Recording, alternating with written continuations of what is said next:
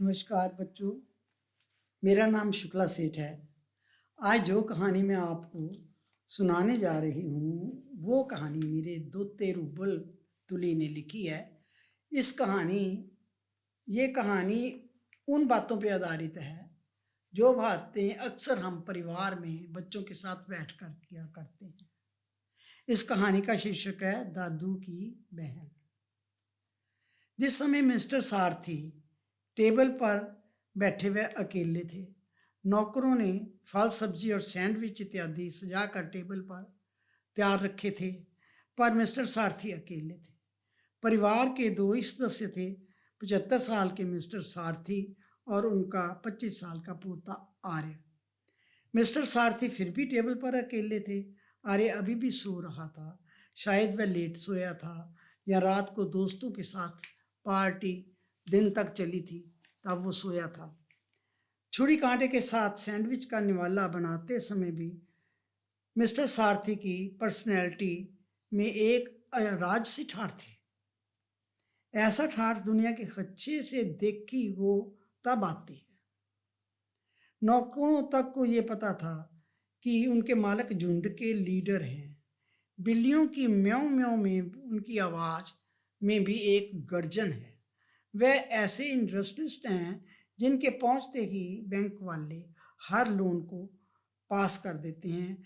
उनके मात्र फोन से ही शहर की उलझने सुलझने लगती हैं। मगर मिस्टर सारथी की एक ही चिंता थी, उनका पोता आर्य।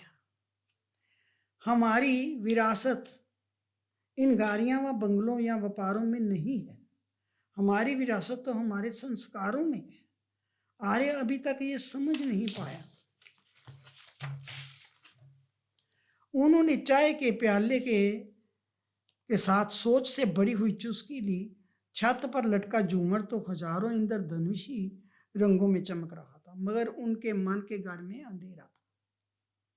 जल्द ही आर्य उनका कारोबार संभालने वाला है। दिमाग और काबिलियत में निपुण है, मगर जितने बाहर की जिम्मेदारी उस पर पड़नी है उसका ठहराव और दूरदर्शिता उसमें दिखती नहीं। कारोबार संभालने का मतलब उसे पकड़े रहना ही नहीं होता, उसे विकसित करना भी होता है। और आर्य को तो जवानी के पहले पड़ाव में ही शायद लगता है कि वह एक सफल व्यक्ति है, और सफलता का मतलब शायद नई पीढ़ी ने बदल ही दिया है। अगर सिर्फ पैसा पास होना सफलता होती तो शायद हर लॉटरी जीतने वाला मूर्ख सफलता के नुस्खे पर किताब लिखने की बात करता। कांटे के साथ फ्रूट की प्लेट खाली करते हुए मिस्टर सारथी को वह दिन याद आए जब उनके पिता ने बातों ही बातों में उन्हें व्यापार का रहस्य बताए थे। उन दिनों में वह अकेले नहीं थे, उनकी बहन उनके साथ थी। 2 सालों का फर्क से छोटी उनकी बहन उनकी हमउम्र ही थी। कारोबार की ऊंचाइयां उन्होंने हासिल की हैं, उनकी बहन बहुत आसानी से हासिल कर सकती थी, मगर मार्ग अलग हो गए। फिर भी जो निडरता और दम उनकी बहन में है, आर्य उनसे कुछ प्रेरणा ले सके। दिवाली का त्यौहार अच्छा बहाना है। आर्य को अपनी बहन से मिलाने का फैसला किया मिस्टर सारथी ने। एक ऐसी औरत जो कभी उनकी प्रेरणा थी, आज शायद उनके पोते को भी मार्ग दिखा सके। अपनी पत्नी एवं अपने बेटे बहू के निधन के बाद उन्होंने बहुत सोचा कि बहन को उनकी गृहस्थी की बागदारी सौंप देते हैं, मगर बहन ने बचपन के उस खुले स्वभाव से हमेशा यही कहा, रहने जितने दिन कहोगे आ जाऊंगी, मगर ये कहोगे कि तुम्हारे घर की को अपना ही घर बना लूं, वो नहीं हो सकेगा मुझसे। मेरे पति की यादें मेरे अपने घर में जुड़ी हैं। दोपहर को यूनिफॉर्म वाले ड्राइवर ने काली चमकती गाड़ी निकाली तो मिस्टर सारथी पिछली सीट पर अपनी गोल्ड छड़ी के साथ बैठ गए। कुछ मिनटों में गीले बाल लिए हुए उनका हैंडसम पोता आर्य भी साथ बैठ गया। बहन के घर गाड़ी बढ़ने लगी तो वो दिन याद आए जब सारथी कारोबार की कहानी शुरू हुई थी। उन दिनों में पंखे नए आविष्कार था। लोगों के घरों में पंखे नहीं होते थे। सोचा क्यों ना पंखे फिट करने का काम शुरू करें। उनके पिता जो पड़ोस के मुखिया थे, उन्होंने सारे पड़ोसियों से विनती की थी कि जब भी लोग अपने घरों में पंखे लगवाएं, उनसे ही, उनके बेटे से ही लगवाएं। पड़ोसियों की अच्छी सिफारिश बड़े काम शुरू करवा सकती है। बेटे, पिता ने पीठ थपथपाई।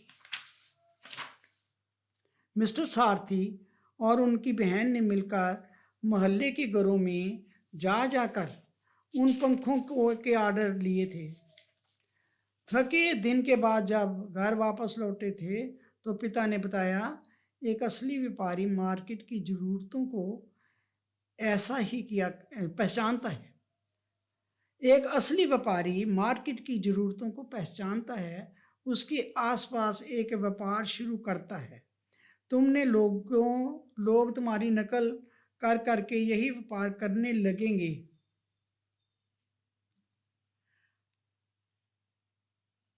तुमने ऐसा ही किया है। मुझे तुम पर नाज है, मगर धीरे धीरे अब बहुत से लोग तुम्हारी नकल करके यही व्यापार करने लगेंगे। मार्केट बदलने लगेगी। तुम्हारी आंखों को आगे भी चौकन्ना रहना पड़ेगा। मिस्टर सारथी ने अपने पोते की तरफ देखा। उनको पोते की आंखें फोन में घसी हुई थी। क्या ये आंखें चौकन्ना रह पाएंगी? मिस्टर सारथी ने अपने पोते की तरफ देखा। उनको पोते की तरफ देखते ही उसकी आंखें फोन की में घसी हुई थी। ये देखकर लगा कि क्या ये आंखें चौकन्ना रह पाएंगी। खिड़की की बाहर देखा तो दिवाली के लिए सजी दुकानों पर नजर गई। गाड़ी में उनकी बहन के लिए पैक किया गिफ्ट चमक रहा था। उसे देखकर उन्होंने अपने व्यापार के शुरुआती दिन याद आए जब उनकी बहन और वह इकट्ठे दिवाली पर बधाई और शुक्रिया के गिफ्ट पैक करते करते थक जाते थे और उनकी माँ उन्हें याद कराती थी कि बिना शुक्राना किए दुनिया ने किसी को आगे बढ़ने नहीं दिया। ये कहती हुई माँ नौकरों को तोहफे कमरे में रखने का आदेश देती थी। तुम गाड़ी सही नहीं चलाते। अपने पोते की ड्राइवर के लिए अकरी हुई फटकार सुनकर मिस्टर सारथी ने सोचा, क्या इनका पोता शुक्रिया करने लायक विनम्रता रख पाएगा? इन सोचों के समक्ष मिस्टर सारथी ने अपना हाथ अपने पोतरे के हाथ पर रखा और कहा, तुम अपने दोस्तों के साथ खूब समय बिताते हो, क्या बातें करते हो? आर्य ने जैसे झिझक कर जवाब दिया, कुछ खास नहीं, बस इधर उधर की।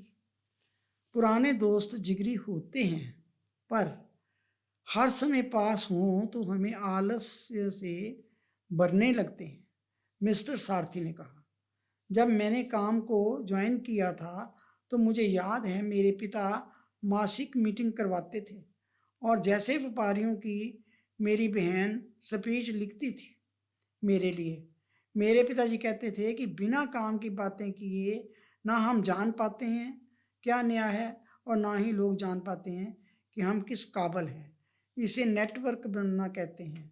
इससे दिमाग में नई सोच और नई उमंग आती है।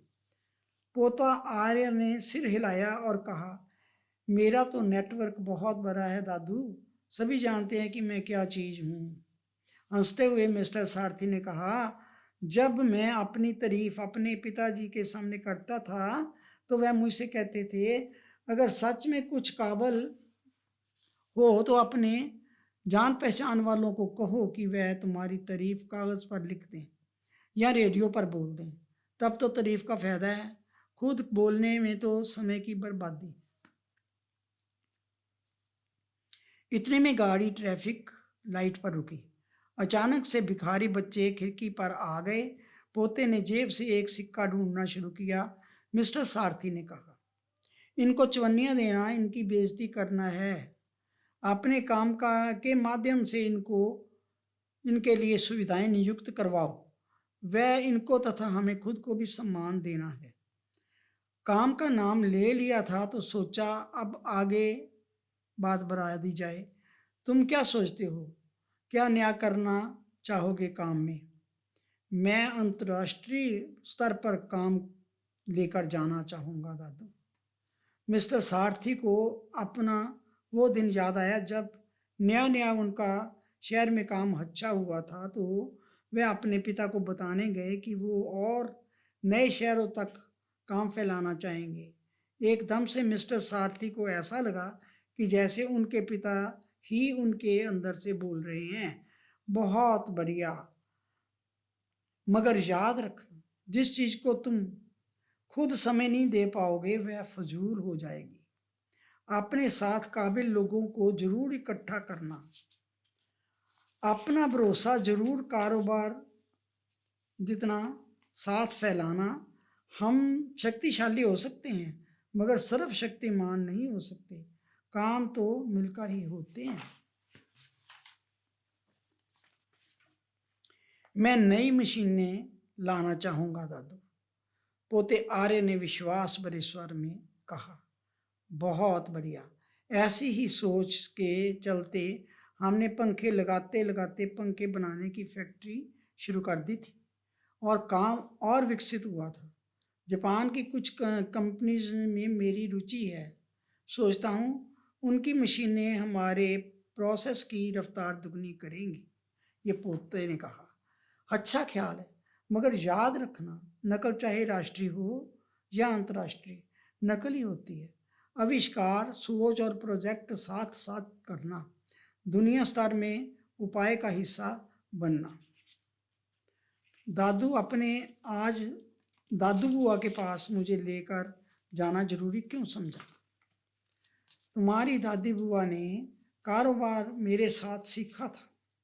हम दोनों फैक्ट्री में जाते थे और कर्मचारियों के साथ उन्हीं के काम में हाथ बटाते, उनसे बातें करते, उनसे अपने प्लान्स डिस्कस करते, उनसे अपने अनुभव साझा करते, उनसे बहुत कुछ सीखते और एक रिश्ता कायम करते। उनका भरोसा हम पर बढ़ता और उनका काम और बेहतर होता। कुछ पलों के लिए दादा और पोते की आंखें मिली तो मिस्टर सारथी ने कह दिया, मेरी बहन के पास कुछ ऐसा है जो हमारे पास नहीं। तुम्हें वह दिखाना है चाहता हूँ, इसलिए साथ लाया हूँ। सोच की मेहर फिर से दिमाग को भरने लगी।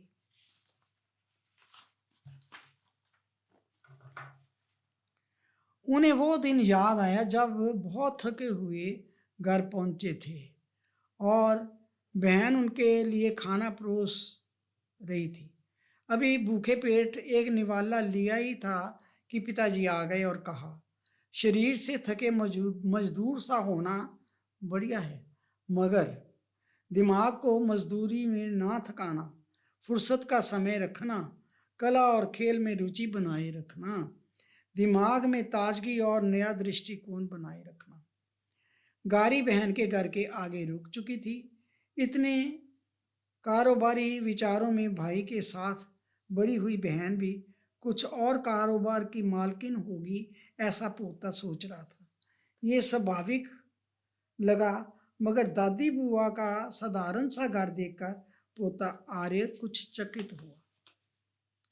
गिफ्ट को हाथ में समेटे हुए जब बाहर के दरवाजे से अंदर घुसे तो पाया कि खुले बगीचे में दादी बुआ सफ़ेद कपड़ों में एक कुर्सी पर बैठी भजन गा रही थी। आंखें बंद थी और कुछ बच्चे जमीन पर बैठे झूम झूम कर शब्द सुन रहे थे। मिस्टर सारथी और आर्य वहीं रुक गए, भजन के खत्म होने का इंतजार करने लगे। तुम्हारी दादी बुआ कहती हैं, जिंदगी और कारोबार सी कला है, जिंदगी भी कारोबार सी कला है। हम बाहर के संसार में फैलने को तरक्की कहते हैं। ये कहती हैं कि अंदर अंदर की गहराइयों में फैलना भी एक तरक्की है। ऐसे जीकर जाऊंगी कि लोग तालियां बजाएंगे। मिस्टर सारथी ने अपने पोते के कंधों पर हाथ रखा और कहा, तुम्हारी दादी बुआ की संतुष्टि का राज उनसे सीखने आए हैं। जिंदगी के कारोबार में ये हमसे आगे ही है। मैं शुक्रगुजार हूँ टेक वन कंपनी की, जिन्होंने मुझे अल्फाज़े जज्बात में बुलाया।